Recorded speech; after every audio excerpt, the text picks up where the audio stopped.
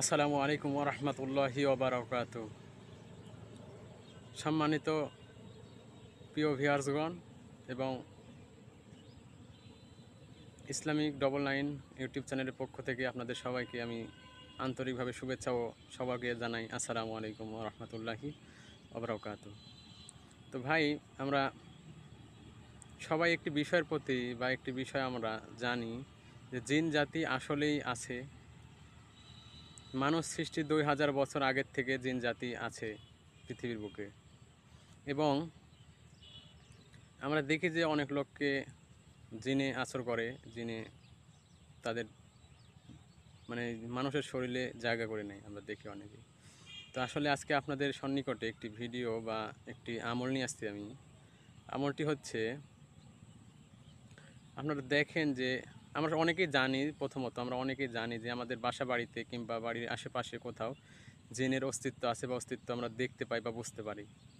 তো আসল বিষয় হচ্ছে ভাই, অনেক সময় দেখা যায় যে শুয়ে আছি অযথা রাতে 10টার দিকে, দশটার সময় হয়তো বা 12টার সময় হয়তো বা 2টার সময়, রাত 2টার সময় এরকম ঘটে যে আমরা দেখি যে চালের ওপর মনে হয় যে ঢিল ফেলছে, শয়তানেরা ঢিল ফেলছে বা ঢিল মারছে। তো আসলে কি শয়তানেরাই ঢিল মারে বা সেই জালেম জিনেরাই ঢিল মারে? কিসের জন্য মারে? শয়তানের তারাই কি ঢিল মারে? তো এই বিষয় নিয়ে আজকে আপনাদের সন্নিকটে আমি একটি ভিডিও নিয়ে আসছি। তো বিষয় যে এরকমই, হ্যাঁ ঠিক, শয়তানেরা ঢিল মারে ভাই। কিসের কারণ জানেন? তো বিষ্ণু নবী সাল্লাল্লাহু আলাইহি ওয়াসাল্লামের সময় একটি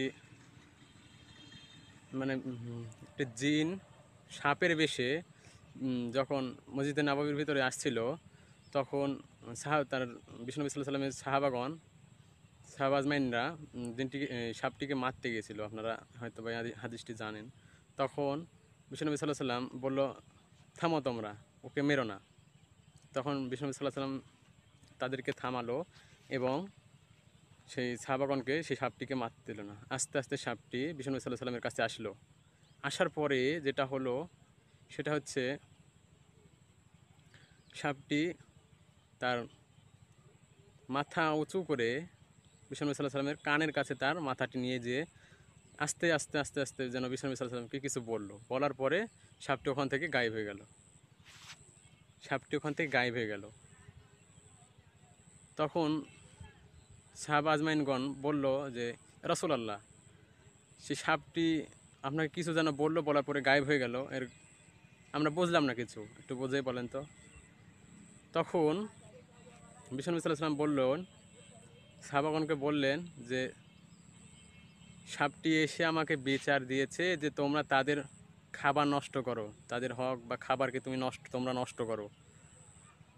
সাহাবা আজমাইনগণেরা তো জানে না যে কিসে কেমন করে, রাসূলুল্লাহ কেমন করে নষ্ট করি। তো বললো, তোমরা শুকনা গোবর যে আছে, শুকনা গোবর দিয়ে তোমরা ঢিলা কুলুপ করো বা এরকম জাতীয় কিছু করো। তোমরা শুকনা গোবর নষ্ট করো, শুকনা গোবর নষ্ট করো। যে তোমরা মাছ বা মাংস খাও, মাংসটির যে হাড়গুলো আছে, মাংসের যে হাড়, মাছের যে কাঁটাগুলো আছে, সেই সব তোমরা পানিতে ফেলে দাও। আর সে জিনটি এসে আমাকে বিচার দিল যে তোমরা নাকি সেই মাছের কাঁটা এবং মাংসের যে হাড়গুলো আছে সেসব নাকি পানিতে ফেলে দাও বা ফেলে দাও, তোমরা ফেলে দাও। তার জন্য সে জিনটি এসে আমাকে তোমাদের বিরুদ্ধে নালিশ করে গেছে। তার জন্যই এখনও তো আমরা অত বুঝি না ভাই, সেই জন্যেই জিনদের উৎপাত বাড়ে, সেই জন্যই জিনদের উৎপাত বাড়ে। আমরা তো বুঝি না। জিনের খাবার আমরা নষ্ট করে ফেলি, জিনদের খাবার আমরা নষ্ট করি। তো জিনদের খাবার যদি আপনারা নষ্ট করেন, অবশ্যই জিনেরা আপনাকে, আপনার পরিবারকে, কি আপনার পাড়া প্রতিবেশী সবাইকে, তাদের যে আলহামদুলিল্লাহ তাদেরকে আল্লাহ রব্বুল আলামিন অনেক শক্তি দিয়েছে, ক্ষমতা দিয়েছে, তারা তো তাদের ক্ষমতা শক্তি প্রয়োগ করবেই, তারা তাদের শক্তি ক্ষমতা প্রয়োগ করবেই। এই বিষয়ে আরও অনেক অনেক বিষয় আছে, যে সব যদি আমরা অনেকেই অনেক জায়গাতে যাই, অনেক পেশাব পায়খানা করি, তো পেশাব করার সময় বিষ্ণু সাল্লাল্লাহু আলাইহি ওয়াসাল্লাম নিষেধ করেছে যে তোমরা গর্তে কোনো জায়গাতে পেশাব করো না, যে গর্তের মধ্যে জিনেরা থাকে। এরকম অনেক অনেক হাদিস আছে বিষ্ণু সাল্লাল্লাহু আলাইহি ওয়াসাল্লামের। তো তার মধ্যে কিছু বিষয়গুলো, যে ঘরের টিনে চালে ঢিল মারে, হ্যাঁ এইসব মারে, শয়তান কী করেও মারে এবং মারে, ঢিল মারে। তো সেই বিষয়ে তার জন্য একটি তাবিজ আপনাদের সামনে নিয়ে আসছি। তাবিজটি যদি আপনারা ব্যবহার করেন তো আশা করা যায় ইনশাআল্লাহ তাআলা কাজ হবে ইনশাআল্লাহ। দেখেন আপনারা, কাজ হবেই হবে।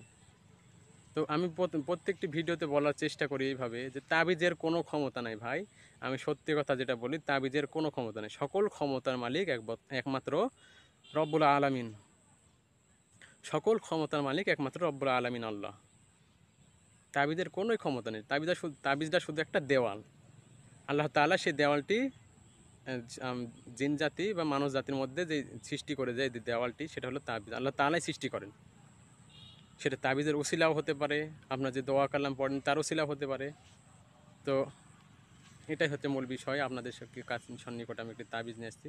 তাবিজটি আপনারা লিখবেন, লিখে বিস্তারিত তাবিজটি আপনার লিখে আপনাদের যে ঘর আছে, তো ঘরে ঢেল পড়ে বা যে বাড়িতে ঢেল পড়ে, বিশেষ করে আপনারা ঘর বা বাড়ির পশ্চিম দেওয়ালে তাবিজটি লিখে তাবিজ করে সুন্দর করে ঝুলিয়ে রাখবেন।